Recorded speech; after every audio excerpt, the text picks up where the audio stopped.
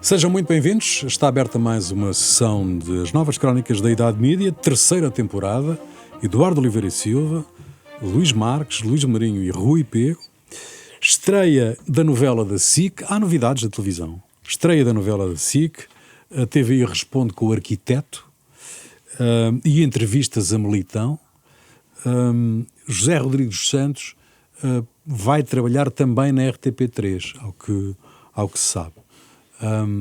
Por onde é que querem começar? Posso começar eu pelo Rodrigues Santos. É uma presença simpática, dinâmica na televisão, vai trabalhar o dobro, é o que diz o 24 horas, portanto... Isso quer dizer que trabalha metade agora. Exatamente, portanto quem trabalha o dobro é porque trabalha metade, portanto seja bem-vindo a um horário completo e vamos ver o que é que isso dá em termos de... Sendo que eu tenho sempre muitas reservas sobre os pivôs, porque não é uma espécie jornalística que eu considero bem jornalismo. Porque lembro-me sempre do Henrique Mendes, que era um enorme pivô e não tinha nada a ver com o jornalismo, e portanto nunca me dissociei. Isso foi outro tema, dessa... não é? Foi outro pois tema. É, mas eu nunca me dissociei disso. Nunca me dissociei disso. Vive noutra época. Não. Vocês acham... É mais Estado Novo, é mais Estado Novo. Não, nada disso, sou moderno. Mas é assim, vocês digam qual é o pivô que dá notícias, grandes notícias. O jornalismo é dar notícias. O pivô não existe para dar notícias. Não, mas então é um animador, é outra coisa. Não é bem animador, pronto, está bem. O pivô é a cara, Sim, o pivô senhor, é a cara, é a representação do trabalho que está ali apresentado. De uma redação, é a cara de um... que eu chore com E isso? é aliás, neste... E é o que ganha mais também e tal. Agora, é o que muitas vezes faz a diferença. Havia aquela história do jornalista espanhol que dizia para o outro: tu és periodista, sim, e quantas notícias levantaste? Pronto, é só o que eu pergunto. Não, mas vamos lá ver. A função de pivô é polémica tem, não? Uma evolução, digamos assim, na carreira do jornalismo. Agora, se em alguns casos a coisa está completamente invertida, em alguns casos está, é verdade, mas a tendência é outro pessoa, tema, não é? Bom, falaremos disso a partir da sua grande experiência como enciclopédia. jornalista, depois ser a cara e ser o representante do trabalho de uma redação. Não, é isso que é um pivô, não é? Os grandes pivôs praticamente cumprem uma função editorial. Pois claro que sim, é evidente. Não estás a dizer tu. Não estou a dizer. Tu acabaste de dizer isso. Não, os pivôs não são bem jornalistas, são outra coisa. Não acho que seja o caso nos pivôs que nós temos. Não, temos bons pivôs em Portugal. Excelentíssimos pivôs, Eduardo Oliveira e Silva. Convém é que trabalhem o tempo todo. É isto que tu queres dizer, não é? Pronto, podemos chegar por aí. Mas podíamos ir a outras estações. Mas pronto, vamos adelante. Novela, já que estamos na animação, novela e o Arquiteto. Olha, eu vi os 2 primeiros episódios de um e do outro. Achei a novela interessante, com uma boa... A história parece ser uma boa história e penso que o primeiro episódio abre ali logo digamos, alguma curiosidade para as pessoas acompanharem a história. A verdade é que foi líder da audiência, não é? No segundo dia, no primeiro não. No segundo dia, exatamente. No segundo dia foi líder. E parece-me ali uma boa história. O Arquiteto também parece-me uma representação interessante de uma história que nós conhecemos, portanto, que todos nós acompanhamos enquanto jornalistas, enquanto soubemos da história. Não quer dizer que pessoalmente a tivesse acompanhado fazendo alguma história sobre aquilo, não é? Mas lembramos todos do grande escândalo que foi, com a história da revista, agora não me lembro Interview. do nome. Interview. A Interview foi depois. Cá em Portugal foi o Matos Magazine. Não, foi Interview. Não. Foi cá em Portugal foi outra. Foi o Matos Magazine que fez uma revista só para aquele efeito. Depois foi vendida a Interview. Sim, exatamente. E portanto, lembramos todos desse escândalo, enfim. Mas parece-me também que esta série que estará a ter algum êxito, suponho, do ponto de vista no segundo dia não teve da audiência.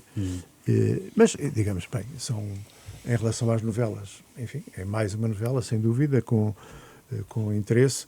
Em relação às séries, pode introduzir aqui alguma novidade se intercalando com novelas, também se aparecerem séries com este tipo enfim, de dinâmica e de interesse das pessoas. O que não é fácil. Sinceramente, penso que não é fácil, aliás, porque também não é barato. Não é? Luís Marques. Concordo que o primeiro episódio da Vitória está bem feito. É um bom episódio, conta uma boa história, isso é fundamental. O resultado, boa representação, bons atores. Cláudia Vieira tem um excelente papel, um papel da vida dela, acho eu. O Raposo, muito bem. É um dos antagonistas, é de facto confirma que é de facto um grande ator. E o resto, enfim, a história é boa, é uma adaptação de uma novela turca, mas está bem adaptado. O resultado no primeiro dia foi bom, foi a novela mais vista do conjunto das novelas da oferta em Portugal, embora tenha ficado no terceiro lugar, mas no dia a seguir, ou seja, ontem, na terça-feira, estamos a gravar na quarta, ficou em primeiro lugar. E a SIC, aliás, colocou 3 programas nos primeiros lugares, o que significa que a estratégia de programação ou de contra-programação da TVI na segunda-feira resultou relativamente, mas falhou completamente na segunda. Na terça. Não é? O que significa que a SIC, se isto se mantiver, tem aqui portanto, uma almofada boa para gerir nos próximos tempos. Em relação à série sobre o arquiteto Aveiro, como sabemos, eu não vi, portanto vou ver, é de uma pessoa que eu considero muito, que é a Patrícia Mola, de quem sou muito amigo, aliás é a minha vizinha até, e vou ver com muita atenção, espero que está bem escrita, porque ela escreve bem. No primeiro dia estava bem amparada do ponto de vista da grelha da TVI, na segunda-feira já não estava tanto, e como os outros caíram, a novela também caiu, mas não tenho dúvidas tanto que será um bom produto, sendo que a programação de um produto com esta natureza àquela hora tem algum risco, não é? Veremos o que é que vai acontecer nos próximos. Luís Marques, tu ouviste as novas manhãs da Antena 1? Ouvi. Aliás, gostava de falar com isso para dar um elogio. Não é tão frequente assim, infelizmente, nos últimos tempos, darmos um elogio ao serviço público, mas a mim apetece-me dar um elogio à Antena 1, porque estas novas manhãs, que são coordenadas e dirigidas pelo Eduardo Amaio e pelo José Carlos Trindade, oferecem um produto diferente da concorrência, enverdaram por um outro caminho que eu acho muito positivo, que mistura boa informação, boa entrevista, boa reportagem, boa atualidade, com depois o entretenimento normal, portanto, todo tipo de eventos portanto, durante a manhã, com uma informação bastante boa em vários territórios. E eu quero elogiar a Antena 1 por isto e quero elogiar Eduardo Amaio, que é um jornalista que aliás foi eu que contratei para a Antena 1, e o José Carlos Trindade estão a fazer um excelente trabalho e merecem um elogio. Muito bem, nós 3 ouvimos a Renascença, não ouvimos a Antena 1. Pois, mas portanto, não podemos dizer nada sobre o assunto, não é? Bom, televisões. A Rádio Renascença não leva mal esta minha fraqueza. As televisões não largam o José Mourinho. Recordo que desde a chegada a Tires até à casa do treinador, e houve até um canal de televisão que acompanhou o autocarro do Benfica na saída de Vila das Aves. Exatamente. O que é verdadeiramente extraordinário. Não há aqui um excesso das televisões. É por causa do Mourinho ou por causa do Benfica? Acho que é por causa sobretudo, penso do Mourinho no Benfica. Aqui foi o Mourinho e, obviamente, juntando Mourinho e Benfica, não é? Se o Mourinho viesse treinar o Estrela da Amadora, naturalmente não teria este impacto. Já não sei. Às tantas teria também. Às tantas teria. Eu acho, obviamente, que isto é um exagero, não é? Prato, mas nós já estamos... isto é o chamado novo normal, não é? Portanto, nós já nos admiramos quando isto não acontece. Não é? Já ficamos um bocado admirados quando isto não acontece. Portanto, já estamos à espera que aconteça tudo. Portanto, e andar 1 hora ou 2 horas atrás de um autocarro, porque vai lá dentro o Mourinho, ir atrás do carro do Mourinho. Com as motas atrás do carro do Mourinho. Os carros atrás do carro. Parece que estava a chegar não sei quem, sei lá. Acho que poucas personalidades teriam esta atenção mediática que o Mourinho teve, não é? E estou a falar de personalidades políticas e seja o que for, não é? Isto costuma acontecer quando se ganham umas eleições e o vencedor das eleições vai para casa e as televisões normalmente às vezes iam atrás também para saber se o senhor ou a senhora se deitava bem, se ia dormir bem, etc. Mas, pronto, isto agora acontece assim, mas é como eu digo, isto é o novo normal, a mim pessoalmente isto já nem sequer me espanta, não é? Eu concordo. Eduardo. Fui ver o Benfica, saí de lá, fui comprar um melão. Não ofereceram? Eu vi Fiquei um ninguém bocado à porta traumatizado, estava à oferecer espera um da Ir ali ao continente comprar dois. Pensei que tinham oferecido. Fiquei um bocado traumatizado, confesso. Agora, o Mourinho tem qualquer coisa de populista, não é? Ele, no fundo, dentro da área, é um populista. Eu aqui achei notável aquela história de telefonou aos outros, que depois dizem que não telefonaram e tal. Portanto, ele faz sempre um show-off interessante e gostei muito de o ver a chegar de Ferrari ao Benfica, porque havia aquela ideia de simbólico, que atenção, ele chegar de exatamente, Ferrari. porque o Lage supostamente tinha um Ferrari nas mãos e não o sabia conduzir, não é? Portanto, ele apareceu com o Ferrari, Foi Jorge só que Jesus era que preto. Foi Jorge Jesus que disse Só sobre que o era Rui preto Vitória. e a coisa não correu bem. A história não é bem assim. Não? Então. Foi Jorge Jesus, Pato Santo, Disse sobre o Rui Vitória. sobre o sabe? Rui Vitória. Que ele tinha um Ferrari. Que é? pôr o Ferrari Tá. Não, e que mas tinha que também do mostrar Lage que também tinha se dizia. mãos. Está bem, pronto. Não, o Jesus é que disse que o ok. Vitória não tinha mãos e para o não é, Ferrari. atenção que nem sequer era um Ferrari qualquer, como sabes, não é? Não, eu não percebi a Era um história do Ferrari muito confesso. especial que lhe foi oferecido, sabem por quem? Não. Por aquele senhor russo. Abramovich. Foi. O nosso compatriota. Nosso compatriota. Nosso compatriota. Nosso compatriota. Pois. Abramovich. O judeu. curioso E de o aquilo saber. judeu, foi-lhe o enviado com atraso quando ele saiu do Chelsea. Estou curioso de Sefardita. saber. Foi-lhe enviado com algum O safado do atraso. Acho que era uma Sefardita. promessa que o senhor Abramovich, aliás, nosso compatriota. compatriota, cumpriu. E eleitor, se calhar vai. Às também tantas vai- votas. também Se vai- vota em Lisboa, não? Se tiver. Não, Se vota em Lisboa, está residencial, vota certamente está no João residencial. Ferreira. Bom, Não, meus amigos, mas o registro começou bem isto para o Benfica, só para dar aqui uma notazinha para tanto registro. Satisfação Eu sinto pelo excelente começo a vossa compaixão e participação. agradeço. sim, senhor. Gostei muito do jogo ontem, não? Ontem Terça-feira. Terça-feira. Vídeo do Isaltino a responder a André Ventura. O Andrezito, que é o vídeo do Isaltino de resposta ao André Ventura, que diz que o mandava prender. As televisões deveriam ter reproduzido o vídeo, tal como o fizeram. Bom, ponto primeiro, o vídeo do Isaltino tem piada, é preciso reconhecer. Está bem feito. Ele tornou-se um entertainer, não é? O Isaltino hoje é um dia entertainer. O Isaltino podia ter um programa na televisão. Aliás, eu não sei porque é que ainda não foi contratado sobre para um programa na tarde ou na manhã, não sei onde, qualquer um nos televisões, porque ele tem jeito para aquilo.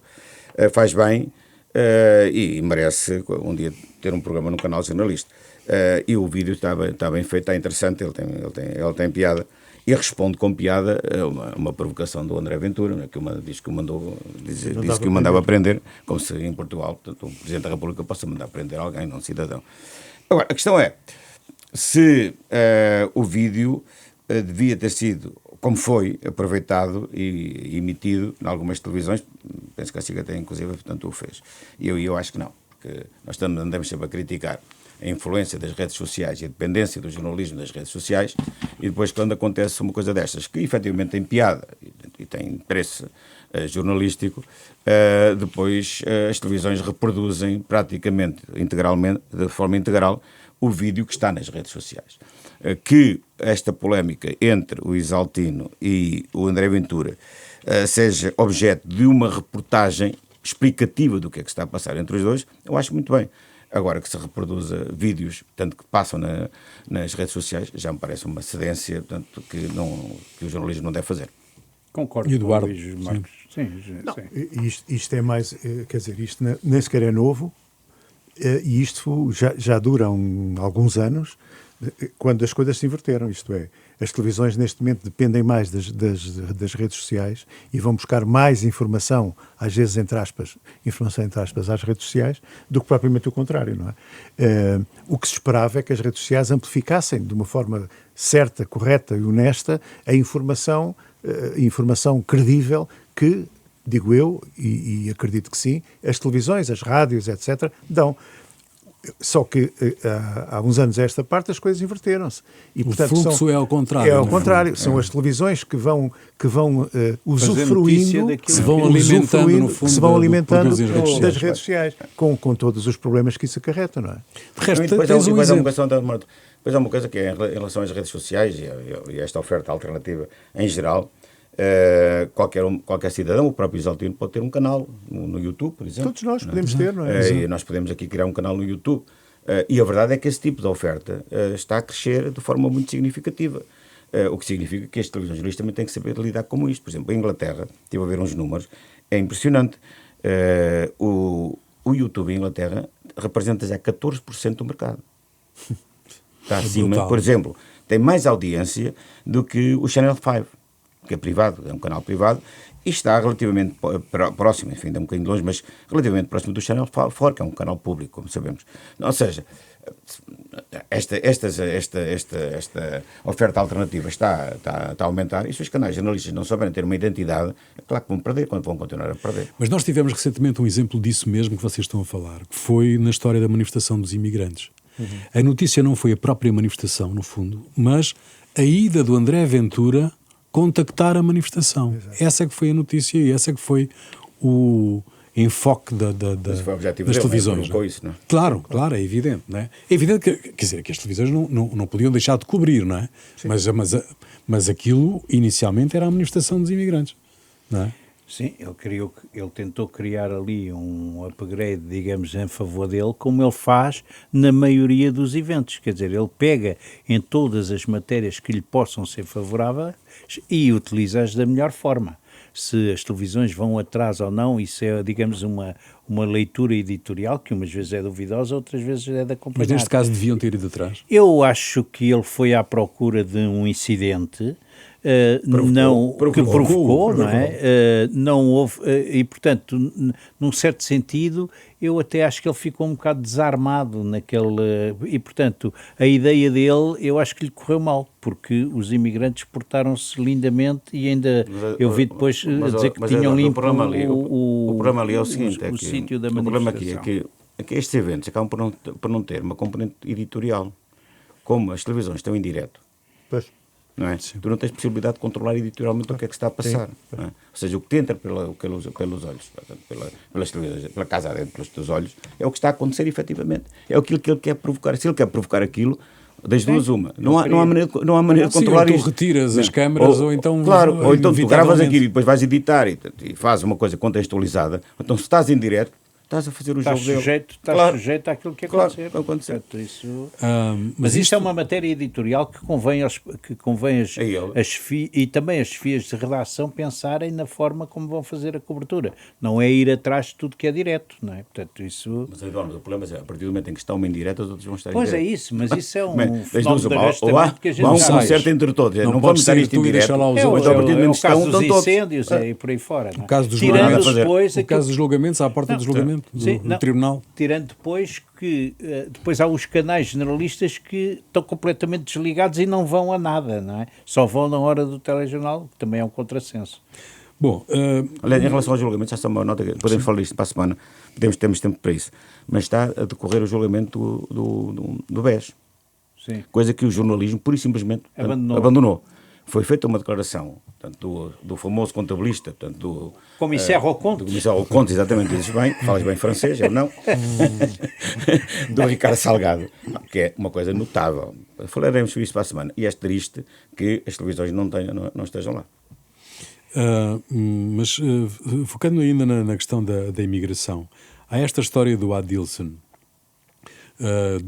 da qual o Dino Santiago fez uma ópera em que o Adilson participa.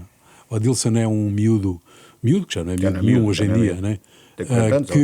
Que é filho de pais cabo-verdianos, que veio de Luanda para Lisboa, para Corteira, mais exatamente, com meses, e que não tem identificação, portanto não tem nacionalidade.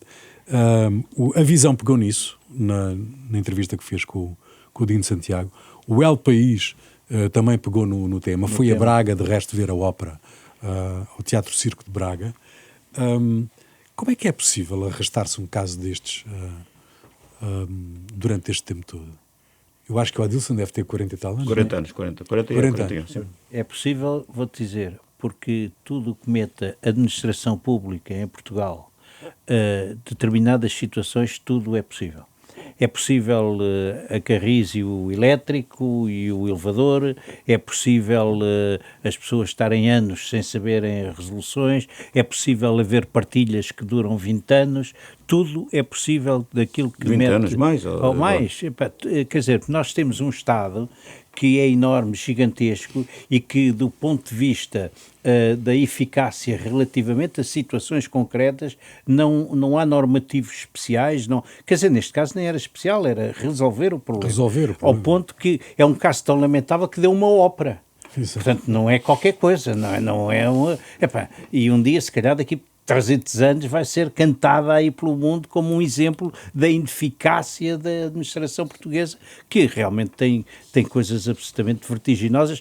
Havia uma que eu não sabia, mas que era que os atestados de óbito tinham validade. Deixaram de ter. Graças a Deus, não é? Porque um tipo... Estava morto, mas podia ressuscitar. E, portanto, isso diz tudo, portanto, a partir daí tudo é possível. Desculpa, e aí eu dou razão, porque Portugal é um país católico, nós acreditamos na ressurreição. Sim, portanto, claro que tem que haver validade, tem que se validar os seus estudantes óbitos, mas já morreram. Pois claro. E que não sabem. Podiam ter há muitos que não sabem. Mas o que é, neste caso concreto, é uma coisa extraordinária, porque o rapaz, ele é da Guiné, não é? Não, é filho de Cabo Verde. Sim, mas está bem, mas nasceu na Guiné. Sim. E depois foram para Angola. O problema dele é exatamente isso, é porque depois nunca viveu lá. Ele só viveu tanto em Angola. E depois, obviamente, não consegue ter a documentação do nascimento dele na Guiné. Então, ele anda há anos, há 30 anos, há 40, ele tem 40 anos, com este problema. É uma foi pátria. Foi uma pátria, mas é inacreditável. Mas ao menos podia-se resolver por aí, pelos vistos não, é um ilegal, não é? Porque arrisca a ser deportado, não. Arrisca-se a ser deportado, não tem documentos. Arrisca-se a ser deportado. Tão simples quanto. É absurdo. Como é que ele está cá há 40 anos sem ser deportado? Não sei. Pois, isso... mas não sei se a ópera explica. Não sei se a ópera explica isso. Bom,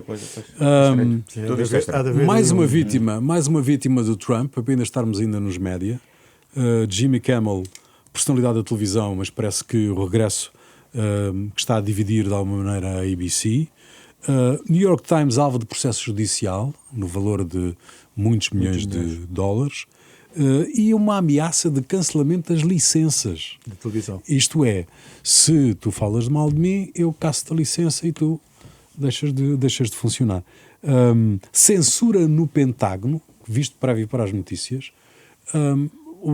Estamos a caminhar para onde? Qual é o fim desta caminhada de Donald Trump? Quer dizer, o fim é óbvio, não é? Portanto, é o poder absoluto na prática, não? Todo o poder à volta dele, não é? À volta de Trump. Portanto, tudo aquilo que o chatear, tudo aquilo que for contra ele vai tentar eliminar.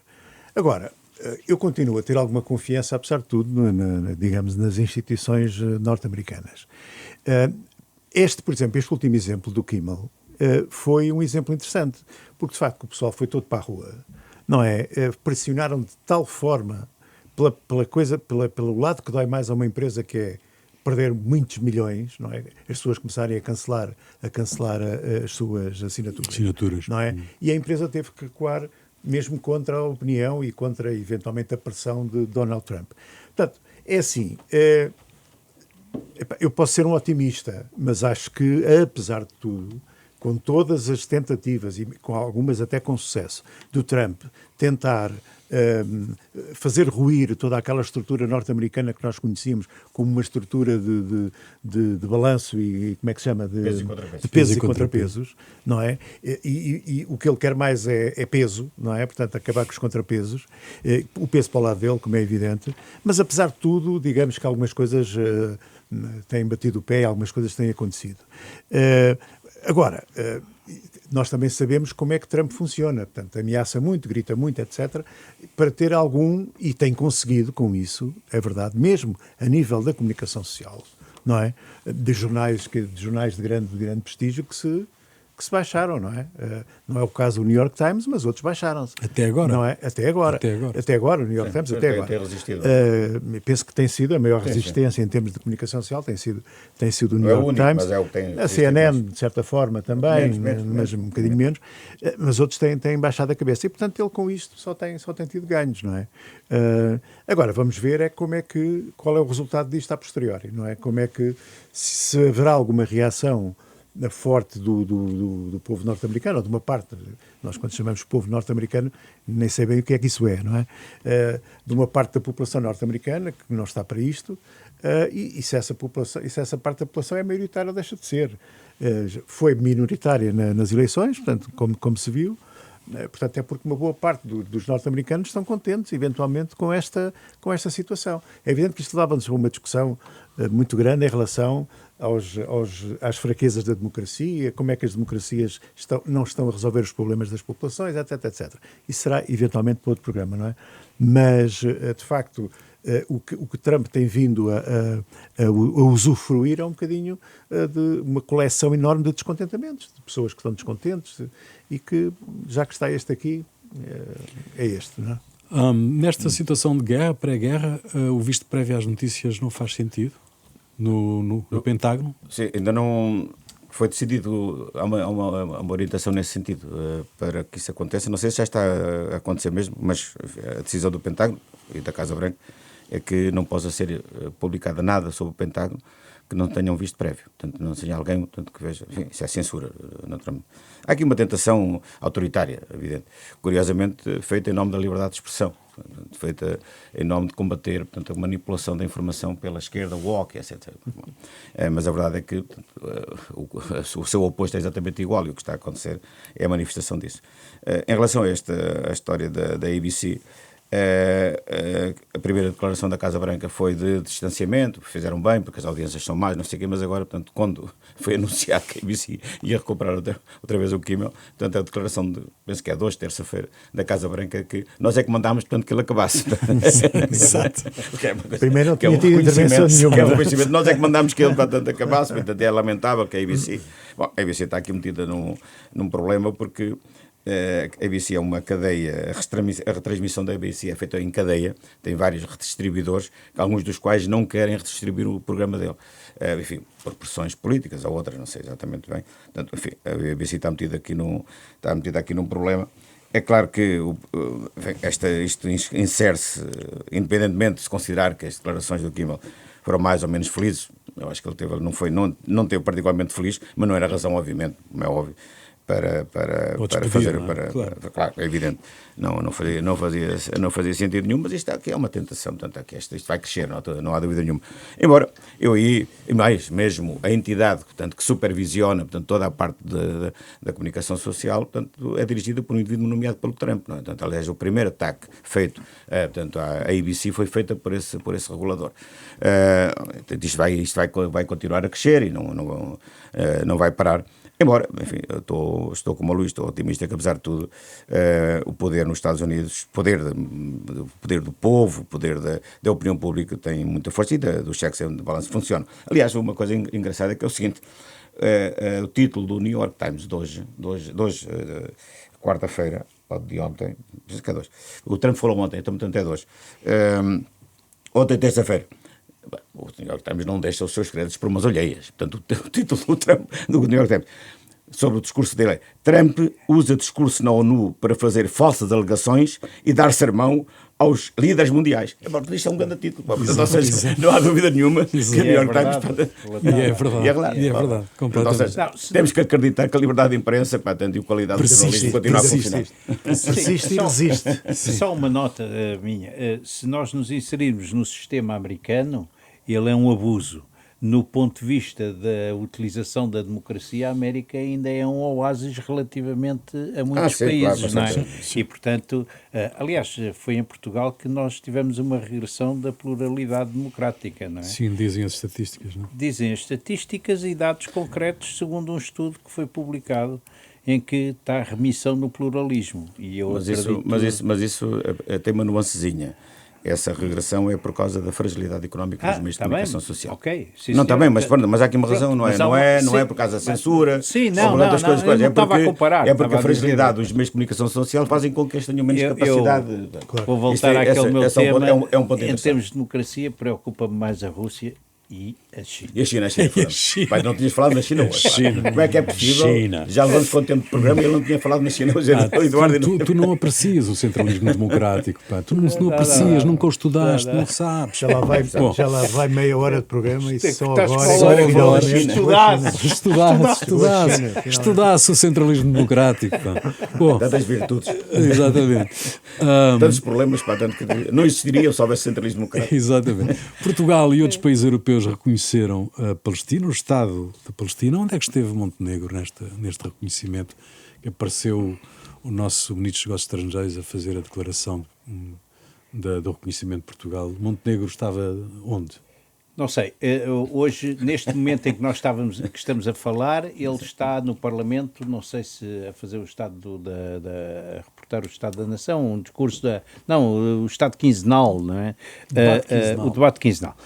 E, portanto, não sei se vai falar disso. Em todo o caso, eu acho que ele fez um recuo estratégico, porque do meu ponto de vista eu duvido que ele esteja muito convencido que aquilo que eles estão a fazer seja uma coisa que, do ponto de vista da justiça e do reconhecimento popular, que esteja certo, porque nós não nos podemos esquecer, eu pessoalmente tenho essa posição, que foi o Hamas que abriu uma guerra, que matou um conjunto de gente inocente, e é evidente que estas situações extremas de bombardeamentos têm a ver também com situações de resistência que existem lá. O Hamas esta semana matou e publicou vídeos de gente a ser abatida, supostamente porque eram traidores. E também lembro que ninguém se queixou muito de que Dresden foi completamente arrasada já depois de saber que a Alemanha ia perder a guerra, e que só acabou depois de uma rendição absoluta da Alemanha. Portanto, quem começa uma guerra sujeita-se a determinadas situações. O Hamas é uma organização terrorista que controla de forma arbitrária, homicida, o território de Gaza. Bom, para mim é Luís evidente Marques. que o Luís Montenegro não deve estar confortável com esta decisão por uma razão muito simples. Ele pôs um conjunto de condições, nenhuma delas está reunida. Nenhuma, não é? exato. Também Ou é seja, verdade. as condições que ele colocou Não no mudou discurso, nada, há uns sim, meses, sim. para reconhecer o Estado de Israel, o Estado da Palestina, nenhuma foi reunida e, aliás, o Ministro dos Negócios Estrangeiros nem sequer se referiu a essas condições. É muito estranho que isso tenha acontecido. E que isso não provoca algum incómodo no Luís Montenegro, e percebo que ele esteja um bocadinho afastado disto. O facto de não ter ido sequer, portanto, às Nações Unidas, deve ter sido aqui provavelmente algum entendimento em relação ao Marcelo, dar algum protagonismo ao Marcelo no último ano, tanto como, no fundo, o protagonismo está a ser entre o Ministro dos Negócios Estrangeiros e o Presidente da República, está entre os dois, mais até no Marcelo, e provavelmente isso terá sido combinado com o Luís Montenegro. Agora, que o reconhecimento da Palestina é um grande ato de hipocrisia do Ocidente, isso é indiscutível. Não vale a pena estarmos a acrescentar mais sobre isso, já foi escrito, já foi dito. Ouvir o Macron dizer, com aquela cara de pau, que o reconhecimento da Palestina é uma grande derrota para o Hamas, só de rir à gargalhada. Sim, no mínimo. Quando é uma vitória. Claro. Claro. Vale-nos a flotilha. Vão-nos a flotilha. Mas está dividida, Mas não é? está Coitado, dividida, não é? não se A entendem, flotilha. não se entendem. Pô, Greta que é que se saiu passará ali? do barco de Mariana Mortágua. Abriu uma greta. Sim. Abriu. Portanto, abriu. Saiu de um barco para o outro. Saiu não é? de um barco Passou para o outro, foi para um barco mais pequeno, mais discreto. Há ali problemas políticos no barco grande, no barco da Mariana Mortágua? Aquilo, Barco Almirante.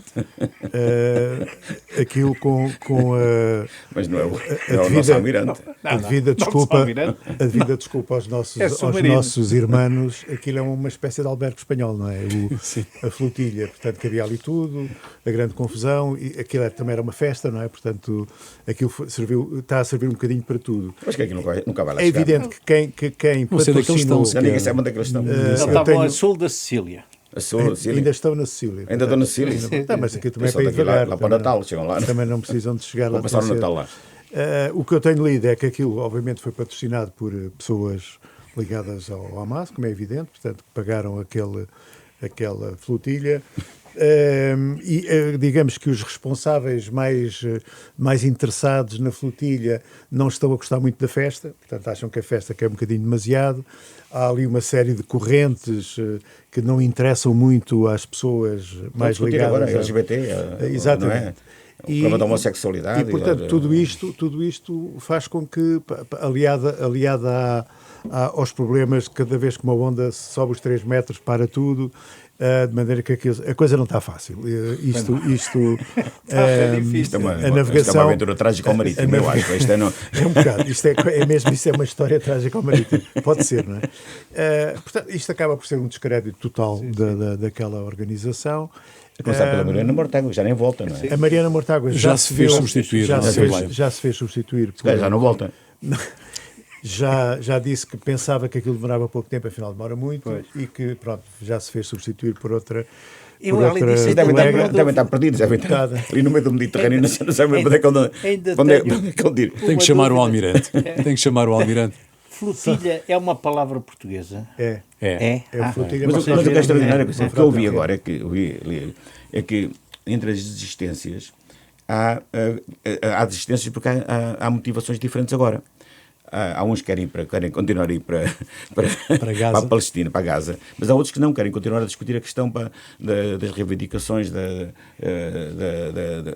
agenda LGBT, outros por causa do racismo, outros não sei quantos, ou seja, aqui já está tudo dividido, já ninguém sabe muito bem para que é que aquilo serve. O que é que lá estão a fazer, exatamente. Exato. Parece uma Assembleia eu acho que a solução... Devia ser uma Assembleia Geral do Benfica, se calhar é verdade, diz o Eduardo. Exato, pode ser. Mas nós estamos a caminhar rapidamente aqui para os grandes enigmas, e hoje temos aqui um grande enigma do Eduardo. E o meu também não é pequeno. E o teu também não é pequeno. Pronto, hoje não falo. Sim, gostava só de que vocês avaliassem aqui este desempenho de Gouveia e Melo na entrevista à SIC Notícias, que me pareceu um bocado tenso, pouco fluente, até algo irritado em alguns momentos. Crispou-se, por exemplo, por causa do almoço com Ventura, e citou artigos da Constituição que diz que são marxistas. O artigo 54 e 74. Eu devo dizer que eu ouvi a entrevista, pareceu-me que confirmei um bocado aquela minha ideia. Respondeu ao Cavaco. E respondeu ao Cavaco do Expresso. Eu fiquei... Bom, o artigo do Cavaco, eu penso que é um autoelogio. Como sempre, não é? É um autoelogio, sobretudo, e uma recomendação por votar no Marcos Mendes. Digamos, aquilo está ali o retrato. E ele disse isso, o Gouveia e Melo disse isso. Ele podia ter dito claramente. Mas do Gouveia e Melo, eu achei que... ele ganha e está calado, ou seja, dito de outra maneira, ele não teve mal, mas não ganha nada com aquela prestação. Mas ele agora já não pode estar calado, não é? Não, pois não. Mas eu não achei extraordinária em nada, e depois acho que aquelas citações da Constituição são um bocado metidas a martelo. Percebe-se que ele não é fluente naquela matéria, ele é fluente ele sim só foi nas fluente relações... uma vez quando falou lá das questões internacionais, militares sim, e tal. Ele sabe, e eu acho que ele tem boa postura. Eu acho que ele, no fundo, estamos aqui a assistir a uma espécie de reencarnação do ienismo, e isso, num certo sentido, preocupa-me. O Almirante e tal, mas eu depois, quando um Almirante, eu lembro do Tomás, não fico confortável. O Tomás. Quer dizer, confundir... Já tantos candidatos para Tomás, agora já mais um, Tomás. Confundir este Almirante com o outro... Também não exagero. Não, mas e tomáramos nós que termos um Presidente da República com o grau ético e moral do generalianos, não é? Tomáramos nós ter... Sim, mas aliás, o Yanes deu-lhe para a moral depois de ter fundado um partido dentro do mal. E, portanto, esperemos que não seja o mesmo percurso. Mas antes disso... Não, mas estás a ser muito injusto. Não estou. A estabilidade da estrutura militar, da instituição militar, deve-se muito ao Yanes. Sim, mas agora não é... Sim, mas isso eu não lhe retiro o mérito. Só acho que a história do PRD é uma coisa absolutamente lamentável. Esta questão do Yanes e do PRD Vai ficar para outro programa. guardar Temos de fazer um programa Sim, especial. sim, sobre o sobre PRD. Sobre história. Sobre a China, história. sobre a China também. As tentações dos militares em Belém. Bom, já a seguir os grandes enigmas e outras histórias. Os grandes enigmas e outras histórias. Vou começar por ti, Eduardo Oliveira e Silva, para tu explicares direitinho ao que vens. Bom, ao que venho é assim, eu gostava de saber quanto tempo é que é preciso para uma administração hospitalar, no caso do Egas Muniz, ou do grupo em que ele está inserido dentro da distribuição dos hospitais civis, para tomar uma atitude relativamente ao pavilhão de dermatologia do Hospital Egas Muniz, onde eu tenho aqui relatórios que me foram facultados, e que um deles denuncia um conjunto de circunstâncias que são perigosas para a saúde dos utentes e para a saúde dos profissionais que lá trabalham. E é nomeadamente o caso das fibras que têm a ver com a libertação de amianto que estão no sítio do pavilhão de dermatologia. Ora, há aqui um ponto que é muito importante, é que nós podemos discutir se o tabaco faz cancro, se tudo pode fazer cancro, os caldos de galinha, mas há uma coisa que não há dúvida, é que o amianto provoca o cancro e, portanto, as pessoas estarem expostas há anos a esta situação, sabendo-se através de relatórios feitos pelo próprio Estado desde abril de 2024 e as circunstâncias permanecem com essa exposição de profissionais e de doentes, alguma coisa tem de acontecer e, portanto, o meu enigma é o que é que se passa para que nada se faça. Mas o pavilhão tem... Tem uso. Tem uso. Está aqui, está aqui, se quiseres ver, está aqui. Luís Marinho. Bem, o meu enigma é um bocadinho mais geral. A minha pergunta é para que é que serve a ONU no ano de 2025? E eu queria fazer aqui Perguntou o Trump também. Exatamente, seguindo Temos um trumpista. seguindo na linha do presidente Trump. Eu gostava de fazer só um paralelo muito rápido com a Sociedade das Nações. Como vocês sabem, foi criada a seguir à Primeira Guerra para tentar garantir um grande período de paz, não é? Sabemos é que ela foi extinta logo a seguir à Segunda Guerra porque não conseguiu de facto esse objetivo, que era evitar uma outra guerra. Quais foram os problemas apontados na altura à Sociedade das Nações? Um poder executivo muito fraco. Lembramos que os Estados Unidos não estiveram presentes e a União Soviética foi expulsa. Mas agora lembramos outra coisa, é que existe nas Nações Unidas um Conselho de Segurança com 5 países com poder de veto. Isto é, eles vão-se anulando uns aos outros, as decisões importantes nunca são tomadas porque há sempre um país que pode votar. Depois, naquela época, verificou-se uma grande ascensão dos regimes totalitários. O que é que está a acontecer neste momento? Depois, falhas na dissuasão de agressões. Na altura, na Manchúria, a Abissínia, a Finlândia, etc., tinham sido invadidas e a Sociedade das Nações não conseguiu travar nada. O que é que está a acontecer neste momento às Nações Unidas, com o caso da Ucrânia, com o caso até da guerra de Israel com o Hamas, etc., esquecendo de nós coisas que já nem aparecem nas televisões, conflitos em África e até na Ásia. Portanto, na altura, o resultado da ineficácia de uma Sociedade das Nações foi uma Segunda Guerra Mundial. E agora a minha pergunta é evidente que eu sei que a história não se repete, mas às vezes pode-nos pregar algumas partidas, não é? E a verdade é esta, o poder está na ponta da espingarda. Pois está. Exato. O resto é conversa. Bom, na ponta da espingarda e no dinheiro também. Os bancos portugueses são os segundos mais rentáveis da zona euro, melhor só a Lituânia. Melhor do que nós, só a Lituânia. Na venda do novo banco, o Estado perdeu 6 mil milhões, o Lone Star atribuiu um bónus de mais de 1.000 milhões aos seus gestores. Conclusão, ganham os fundos, ganham os gestores, perdem os contribuintes. O enigma, o grande enigma, tem que ser sempre assim? Tem? Luís Marques. Bom, muito rapidamente. Sistema. Vou pegar aqui naquilo que, no enigma do Eduardo. Porquê? Porque a Ministra da Saúde foi à Assembleia da República a dizer que é possível um médico ganhar 400 mil euros em 10 dias no Serviço Nacional de Saúde. E disse isto sem corar de vergonha, sem qualquer coisa, como se estivesse a dizer uma coisa normal. Exatamente por causa na dermatologia, não é? Porque é exatamente aí, portanto, que o médico recentemente ganhou, portanto, exatamente 40 mil euros no sábado. De arranjar o telhado todo, né? Por exemplo, agora ele não explicou porque é que isto acontece. E era bom que ela explicasse isto, não é? Isto acontece, aliás, há um médico que ganhou 700 mil euros, portanto, veio nos jornais, não é? Acontece porque há uma coisa chamada Plano de Recuperação das Listas de Espera. E esse plano é gerido por quem? Pelos próprios hospitais. E para recuperar as listas de espera, eles têm que criar, portanto, horas extraordinárias e períodos adicionais para recuperar as listas de espera, que são geridas pelos próprios chefes de serviço. Que por tudo o que é lista de espera, tudo o que é intervenção cirúrgica ou tipo de operações feitas nas listas, fora do período normal, é pago tanto ao ato médico. É por isso que eles ganham este dinheiro. O meu enigma é que o que é que eles não acabam com isto? O que é que não acabam com isto? É uma vergonha isto. Bom, termina aqui mais uma sessão das Novas Crónicas da Idade Mídia, um programa de Eduardo Oliveira e Silva, Luís Marinho, Luís Marques e Rui Pego, produção de Marina Duarte, desenho sonoro de António Fialho, cuidado técnico de Beatriz Garcia, imagem de Ricardo Fortunato.